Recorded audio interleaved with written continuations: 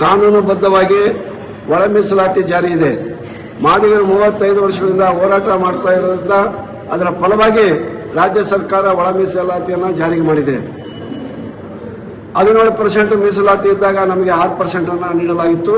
ಈಗ 17ರಿಂದ 15ಕ್ಕೆ ಇಳಿಸಿ ಉದ್ಯೋಗವನ್ನು ತುಂಬಲು ಹೊರಟಿದ್ದಾರೆ. ಆದರೆ ಈಗ ತುಂಬತಕ್ಕಂಥ ಉದ್ಯೋಗದಲ್ಲಿ ಒಳ ಮೀಸಲಾತಿ ಇಲ್ಲ ಎಂಬ ಆತಂಕದ ಆದೇಶಗಳು ಬಂದಿರುವುದು ಮಾದಿಗ ಸಮುದಾಯದಲ್ಲಿ ಆತಂಕದ ಮನೆಯನ್ನ ಮಾಡಿದೆ. ಈ ಕಾರಣಕ್ಕಾಗಿ ನಾವು ಈಗಾಗಲೇ ಮುಖ್ಯಮಂತ್ರಿಗಳಲ್ಲಿ ಮತ್ತು ಇತರ ನಾಯಕರಲ್ಲಿ ಮನವಿ ಮಾಡಿದ್ದೇವೆ. ಈ ದಿನ ಸಚಿವ ಸಂಪುಟ ಸಭೆ ನಡೀತಾ ಇದೆ.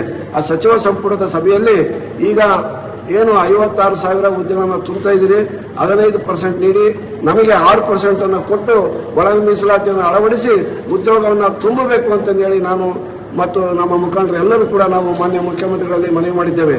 ಈ ಕಾರಣದಿಂದ ಈ ದಿನ ಸಚಿವ ಸಂಪುಟ ಏನು ತೀರ್ಮಾನ ಆಗುತ್ತೆ ಅನ್ನೋದನ್ನು ನೋಡಿಕೊಂಡು ನಮ್ಮ ಹೋರಾಟಗಾರರು ಅಲ್ಲಿವರೆಗೂ ಶಾಂತಿಯಿಂದ ಇರಬೇಕು.